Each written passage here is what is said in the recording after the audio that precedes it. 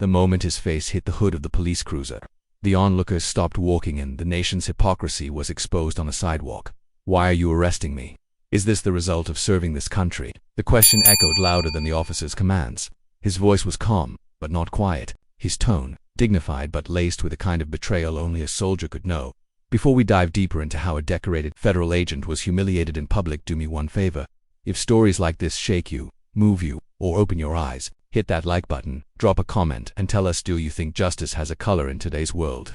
Special Agent Darius Cole stood with his hands raised, a black badge case in one, his federal ID in the other. His suit jacket was open, his military dog tag peeked from beneath his shirt collar, and yet, none of it mattered. The three white officers didn't ask questions, they didn't verify, they just reacted. Drop the bag, hands on your head. Now one shouted, hand already hovering over his taser. This is a federal ID, Darius, I said, holding it forward. I'm with Homeland Security. You're making a mistake. You think that prop badge is gonna save you. The second officer growled as he yanked Darius's briefcase to the pavement. The third cop was already moving behind him. Before Darius could say another word, his left wrist was twisted and yanked into a cold metal cuff.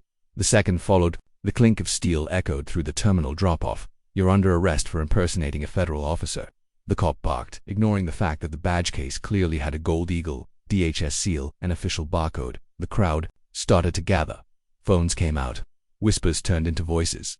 He just said he's a federal agent. Are you kidding me right now? This is racial profiling in broad daylight. But none of it mattered. Not to the officers.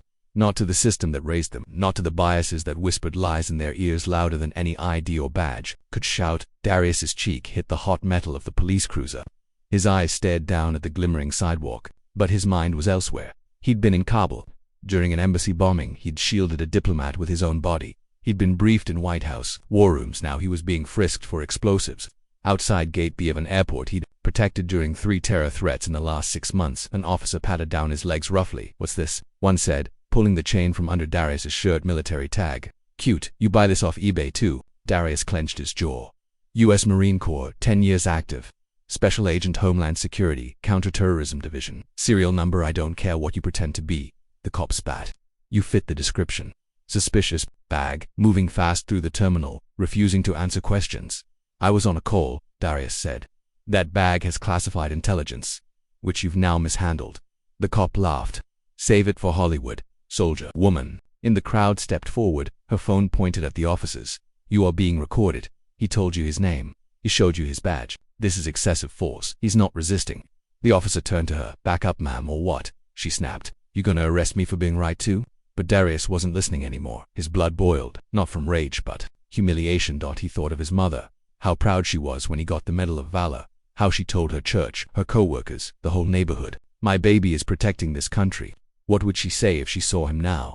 Then, like fate had grown tired of the silence, a commanding voice pierced through the noise. Uncuff that man now. Heads turned, the crowd parted. A tall white man in a navy blue DHS jacket marched forward, eyes like fire.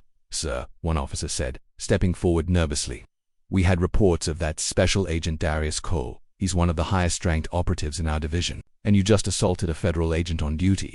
A frozen silence dropped like a hammer. Darius didn't speak. He didn't have to. The expression on the senior agent's face said everything. You're all about to find out what 10 minutes of humiliation costs in a federal courtroom. The lead officer stammered. He didn't identify himself. He told you his name. He showed you his ID. You tackled a federal agent without checking credentials. You're finished. The cuffs were removed. Darius rolled his wrists. But his pride, his dignity remained. Shackled, he turned to the crowd, then to the officers. This is what happens when you let color blind you to service. And as the woman with the phone kept recording, a storm was already brewing behind the scenes, legal, political, and personal. This wasn't over. The cuffs were gone, but the sting of humiliation clung to him like a second skin. Special Agent Darius Cole stood silently as the officers stepped back, suddenly deferential. The DHS supervisor glared at them, his presence enough to keep the situation from spiraling further. But the damage, it was already done, sir. We made a mistake. One officer stammered, trying to sound composed. We thought you... Thought what? Darius finally snapped.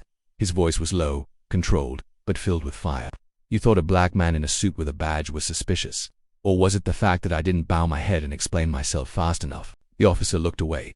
The DHS supervisor stepped in. We'll be filing a formal report. You three are relieved of field duty pending investigation. Hand over your service weapons and radios. As they reluctantly complied, one officer dared to speak. Sir. He looked tense. We were responding to behavior. Darius laughed bitterly. Tense. I was about to board a plane to brief the Department of Defense. You think every black man who looks focused is a threat? The crowd behind him clapped. Tell them your names, someone shouted. Let the world know who did this. But Darius held up a hand. No, let the system speak first. Let the evidence speak. This phone footage is going to be played in court, in Congress, and maybe in every police academy that still hasn't learned what restraint means. The DHS supervisor placed a hand on Darius's shoulder. You want to press charges? Darius didn't even blink. Absolutely. And I'll testify in uniform.